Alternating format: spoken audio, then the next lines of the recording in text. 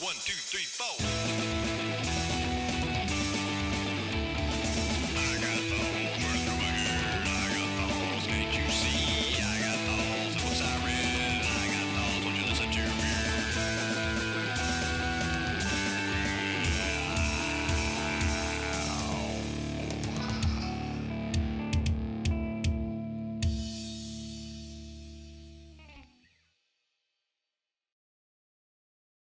And we also meet another supporting character that will become more important later on in both this series and in the series that I will eventually write. That was the original series. Gina Danton. Danton works for the Chronosoft Law Enforcement Division, which we call CLED in the books, which sounds kind of dumb, but it's the CLED. I guess it's better than it's the Klan. But so we meet her. She stops Bridge from getting a beat down, and Danton is a hard-nosed cop. And I think the character that I modeled her, not necessarily totally physically on, but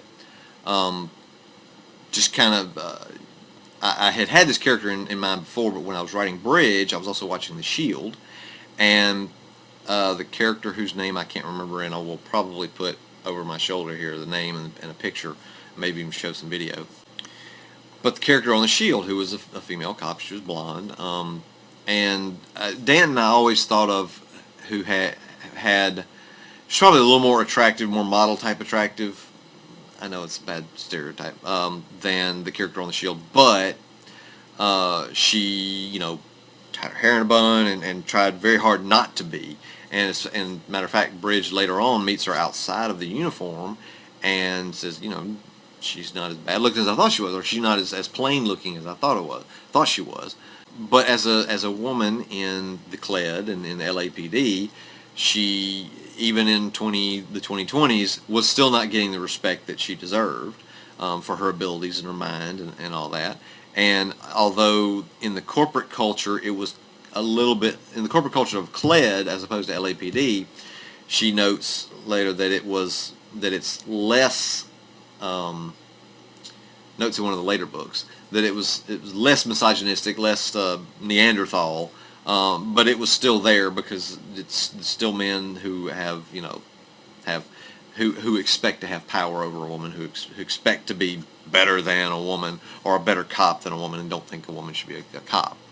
So Danton saves him from getting his ass beat, and he moseys along, and then we get to meet in chapter 4, his ex-girlfriend Angela.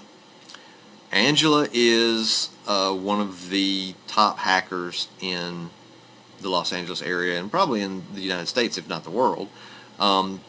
She runs a very well known amongst the dark web circles hacker conclave. She runs the game. You need a leaker. She probably got somebody in her stable of people that work with her. And the theory is that there's plenty of individual and solo hackers out there, but a lot of times they're going to get their jobs through a more through the same source. Like one person will have 17 jobs. She can't do all on her own, so she'll farm it out. And she has her stable of guys, and she treats them very much like children, almost like her kids. She's very protective of them and all that. Well, her and Bridge used to date. They used to live together. They both, we come to find out, they both were hackers before the 2027 riots.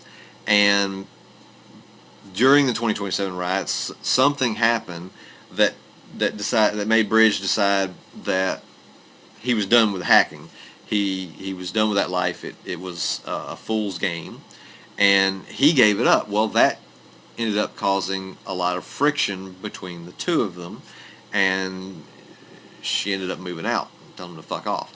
Yet she still talks to him, and she will still let him hire hackers through her. She will loan out her hackers to him, when he needs it. And of course, right now he needs it. He needs a leaker, as well as the reason he was getting the beat down is the hacker that he got for Nikki Sharver for the mob dude, tweaked out, got himself killed in a net arena battle. So he need a new hacker to help with a heist of some kind. And so Bridge is like, I need somebody quick. Who you got? So she sets him up with one of her guys, and we fast forward to Bridge meeting the hacker, Kira, and he meets him at a soccer nightclub called the Arsenal, which at the time I was, just for a few years before that, I had actually started really getting into soccer, really getting into football, and Liverpool had just gotten into it, so I was a little excited about it, and still am. And so there's a lot of soccer references sprinkled throughout here. The owner of the Arsenal is a former LA Galaxy striker.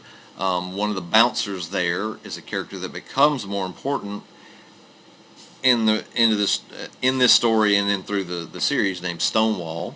One of the other bouncers that's working at the Arsenal is a guy named Paulie, who is an English footballer that ends up working for the antagonist in the story. And of course, Paulie, if you've watched a lot of action movies over the last 15, 20 years, is based on an English footballer turned actor, Vinnie Jones, who's been in just a ton of stuff. Of course, I first saw him in Guy Ritchie's two new movies, Lock, Stock, and Two Smoking Barrels and Snatch, and love the character. So Paulie is like just a direct rip-off of his characters in both those movies, kind of the mix of the two. But I love that guy. I love his presence, and his English accent. It's cool. Stonewall is also a Mexican footballer who played for the LA Galaxy, played with Twiggs, the owner of the Arsenal, and Stonewall is a character who becomes more important later on. He is like I said, he's from Mexico. Everybody think, and he was a central defender, so he's big dude, real big dude, solid dude. He had a catastrophic knee injury that required cybernetic replacement, and as a result of that, he couldn't play football anymore, and so he got the leg breaking gig. And Bridge, we find out later, Bridge did him a solid, did him a deal that saved his life.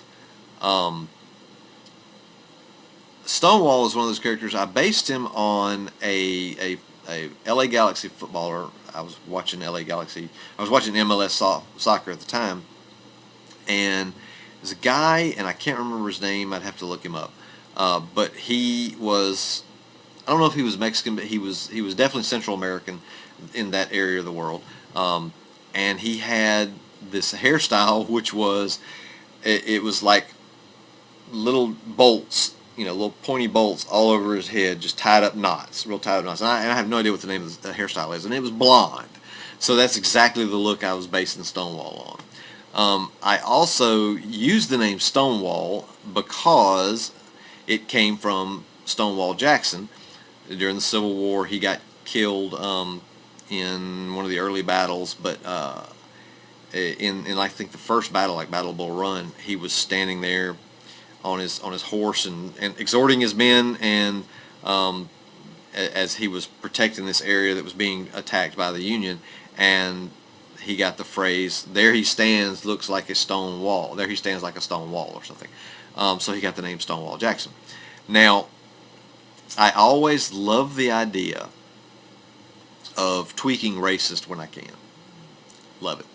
So the idea that a Mexican footballer who was also a gang leader, we find out later, is named after a Confederate general, or colonel or Confederate officer or something like that, I'm sure would piss the racists off. So, yeah. But, that would have been a thought. He would take that name and he would own that name. He's like, fuck you, I'm Stonewall Ricardo. Come get me, So Stonewall is one of those characters that again, I want to take the stereotype of the gangster, the Mexican gangster, the cholo and all that, and then kind of flip it a little bit to where he's more intelligent than you expect. The dude's, a political science major, and a whiz with political systems and a bit of a revolutionary. So he's not just...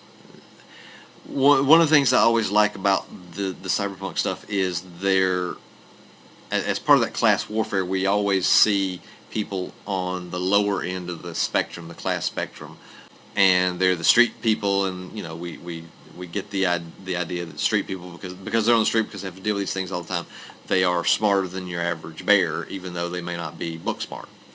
Well, I wanted that street cred, that the characters have both street cred, but also to be smarter than the average bear, because otherwise, how do they survive? So you'll see guys like Brendan Timms in the character, Brendan Timms, the corporate suit character, and we never really get an idea that he's all that, book smart. He's not super intelligent, but he's there because, well, we don't know why he's there, but he's there.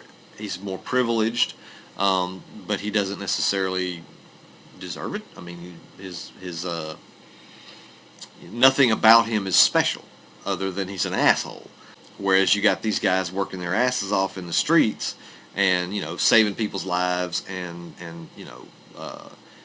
when we learn about the 5 families later on, making basically this society within a society, and yet they're cursed for it by this unofficial class system that this world has put on people.